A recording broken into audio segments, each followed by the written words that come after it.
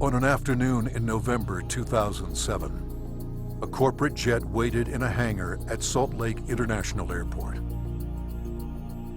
Its 4 passengers, scientists and executives from a global pharmaceutical company, were locked in negotiations with 3 men in a nearby building. They started getting on the phone about noon back east, and they kept doing that, and about 2 o'clock they walked in the room and said, okay, we're convinced you've got something here, and it's significant enough that we will write you a check big enough that you won't want to talk to anybody else. We said, we'll call you tomorrow. And we immediately adjourned into our conference room again to discuss the offer that they'd put on the table. How these men came together and the decision they made that day is the story of ASEA's genesis.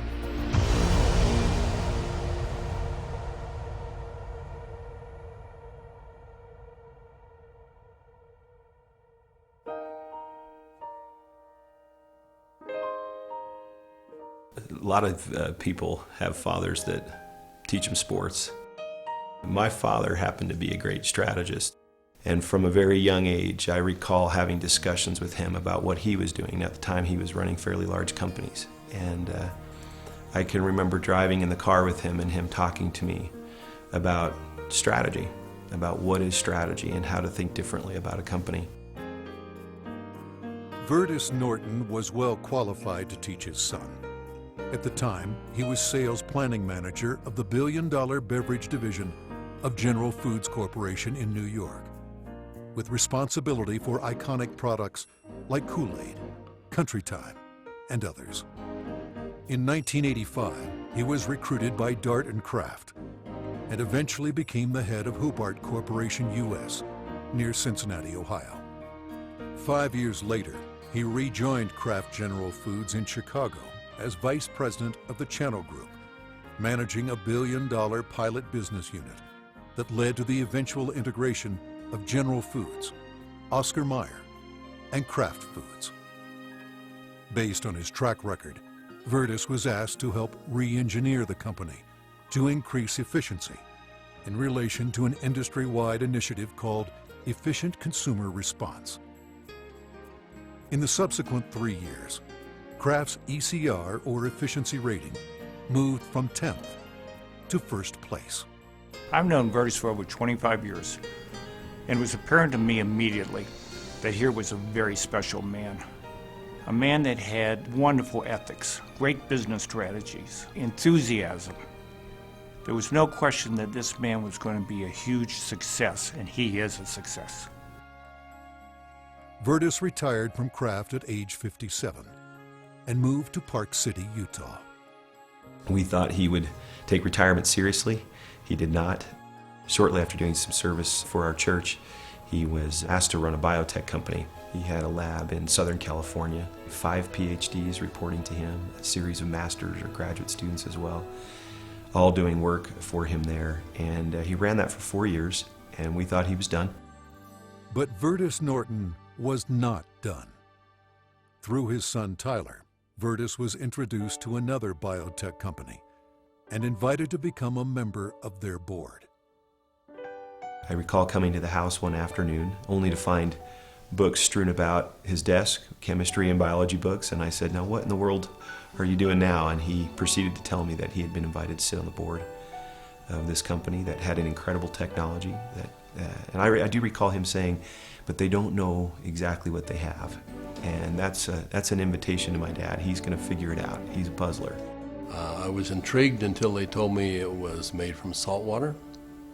And I told them this doesn't sound right, and you're going to have to convince me it's real. They said, well, we can do that. They said, we have a lot of research, and we'll give you some of the best research. You can look at it. And after running a lab and having my association with these people for 4 years, I knew what to look for. And I went through the science, and it was good, defensible science. Then they gave me a list of people to call, and I was calling Harvard, UCLA, University of Washington, University of Indiana, major labs across the United States, and everyone I talked to raved about the product, the way the company was intending for it to be used, And also they raved about the fact that you could drink this product and get a benefit from it. At the time, the product could only be produced in limited quantities through small devices. Highly unstable, it had to be used within minutes of production. But seeing the strength of the product, Virtus agreed to join the board of directors. As soon as I did that, they said, we're going to give you one of these devices to put in your house. We'd like you to become familiar with it. I started drinking the product that was made in this device, and my thinking cleared up. I had more energy. I felt better than I had for years, and now keep in mind I was in my 60s at that time. And I thought, holy cow, what is this? So I went to the first board meeting and found out that they were flat out of money. They were $1 million in debt. We said, let's see if we can help them find money. We tried for about 90 days, could not. Eventually, the company folded, and they actually merged it with another company, an energy company. And when that happened, that company started selling off assets. Meanwhile, a family in New Hampshire was embarking on a major change. Jim Pack had been a highly successful consultant in the telecommunications industry. His son, Joe, had secured a position on the United States ski team. Wanting Joe to achieve his dreams, the family moved to Park City to allow Joe to train with the U.S. freestyle team for the 2002 Winter Olympics. So I'm living in a subdivision in Park City, Utah, and after a few years, another gentleman moves in a few houses up from me. This gentleman was named Virtus Norton. Now, Virtus and I became good friends, and actually we became good golfing buddies. I quickly came to realize that Virtus was something special in terms of his training, his business skills, his analytical ability, his integrity. Everything about Virtus was so much better than any executive, including governors or attorney generals, that I'd ever worked with. He was so competent. I was impressed. I made the decision on the golf course as we golfed, week after week. I said, I'm going to do something with this guy. One day we're golfing on the Park City Municipal Golf Course, and he's saying, I'm sitting on the board of this little company, and they've got a terrific product. I use the product, I've just found phenomenal results with this product, but the company's really mismanaged. He said, the product is so good that I'm going to put together an investment company and acquire this product. And he pulled a golf cart over on the fairway and reached in his back pocket and pulled out a folded check, business check, that was blank. And he said, you got a pen? And I handed him a pen, and he wrote a very big check. And he said, let's go do this together. And I said, are you crazy? You don't even know what it is. And I said, Virtus, that's true, but I know everything about you. I know you've done your due diligence. If you're to the point where you want to form an investment company to acquire this technology, I want to be part of it. Let's do it together. And that was the start in the formation of ASEA. Of anybody that I've known, my favorite person is Jim Pack. I don't think just because he's brilliant. I think it's because he has drive and he engenders trust and confidence. And so we started down the road together, and over the course of a year, we discovered what the product was and why it worked. We developed what's called the mechanism of action.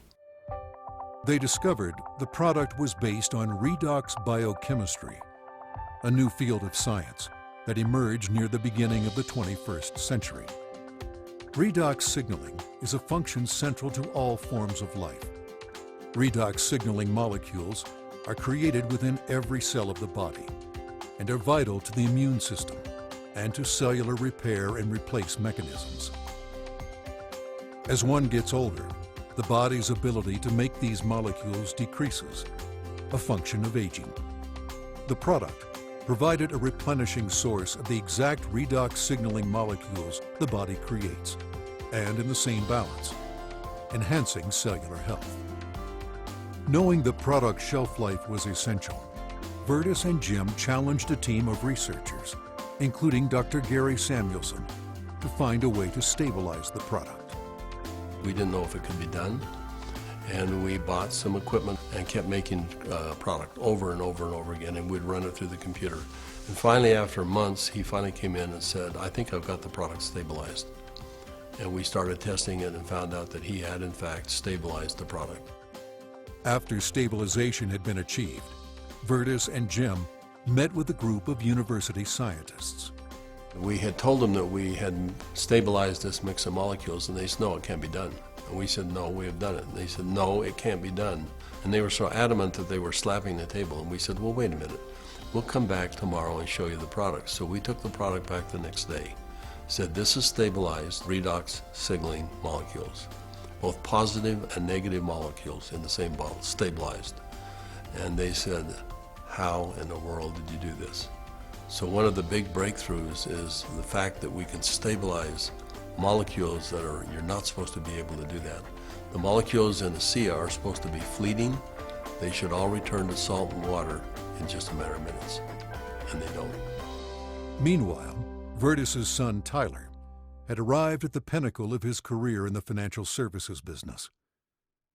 His father took occasion to explain to him the technology he and Jim Pack had acquired.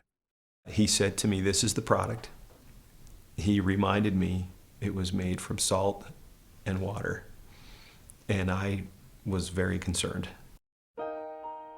At church the following Sunday, I was discussing some of the challenges of some of the members of our congregation, and I had a neighbor friend that we discussed the majority of that meeting, who, despite seeing a number of professionals and trying to solve a challenge that he had a significant issue, they were just not able to really help and find a solution for him. And it was then that this product popped into my mind. I wondered and asked, despite my doubts, could this help? Could this make a difference for him? I called Dad, and he said, of course it will help. Now, I didn't have that conviction at the time.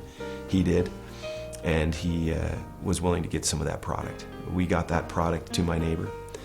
And from that point forward, I felt confident that I had done my part.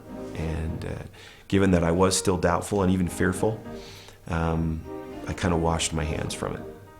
I think it was 3 months later when I received a phone call from the leader of our church. And he said, are you sitting down? And I said, don't start a call like that. What's wrong? And he said, this is good news. Are you sitting down?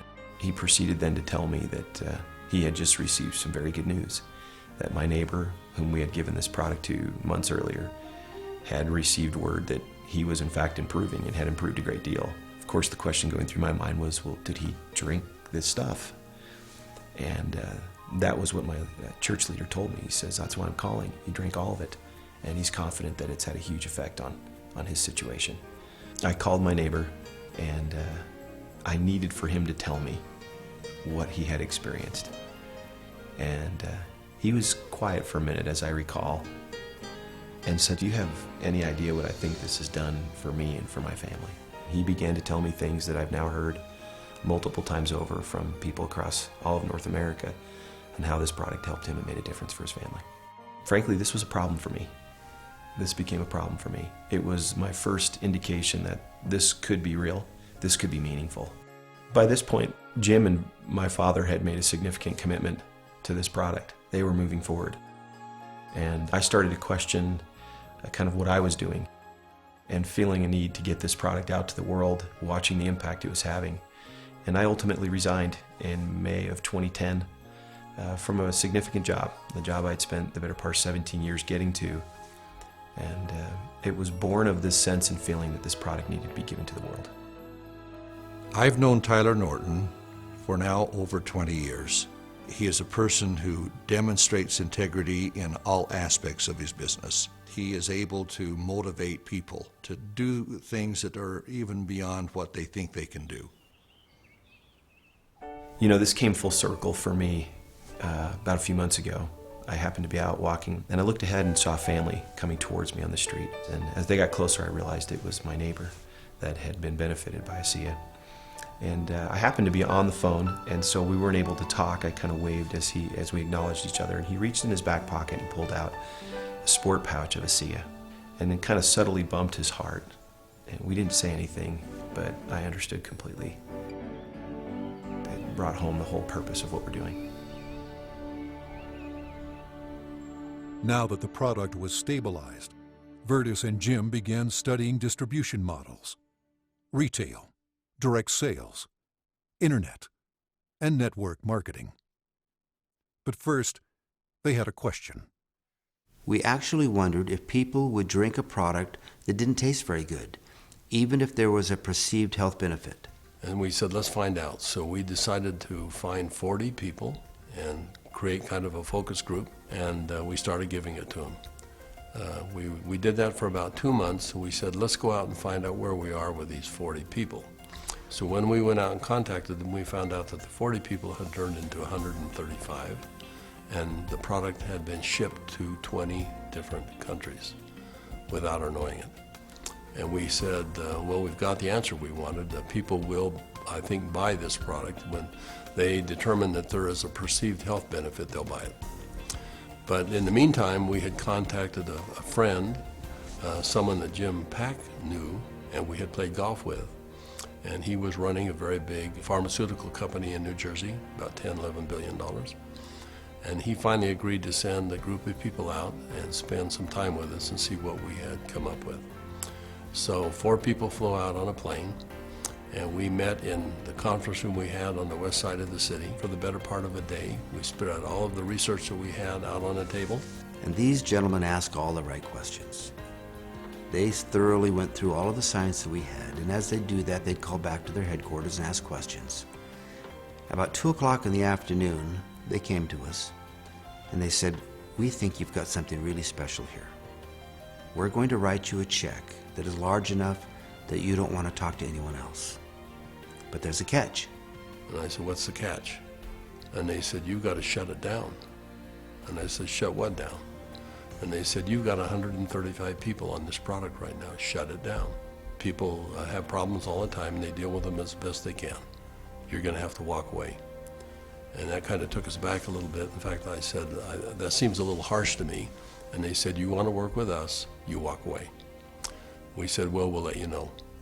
So we ushered them out of the building and we huddled around the conference table.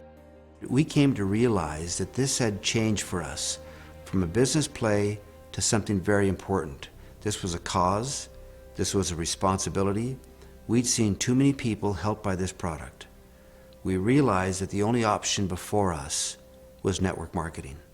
And in that conference room on that day, we made that decision to form a network marketing company.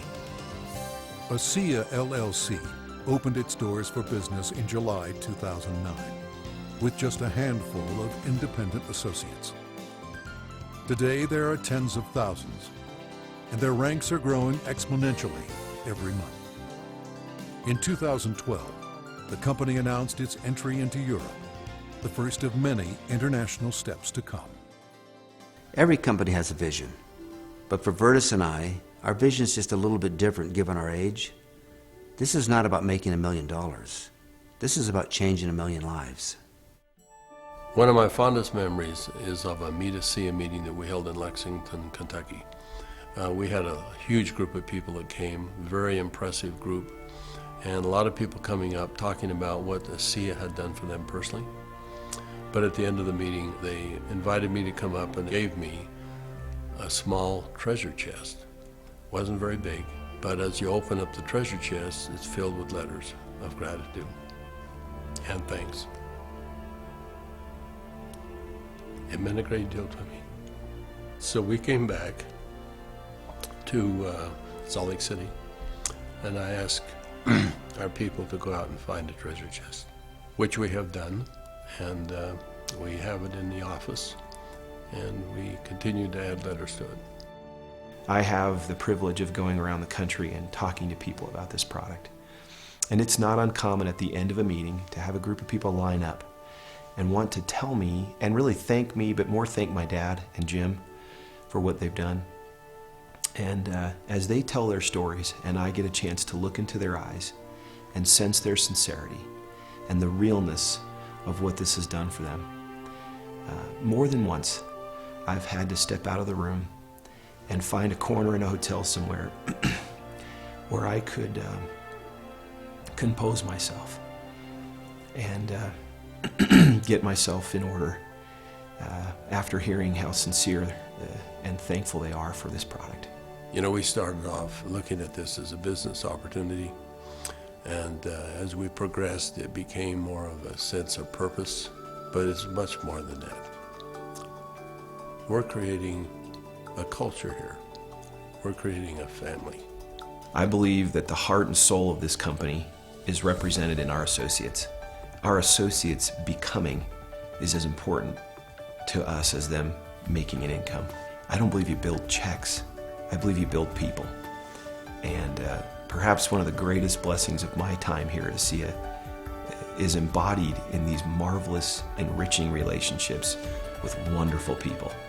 People that are desirous to improve their lives, share something meaningful with others, make a difference in the world, and become more.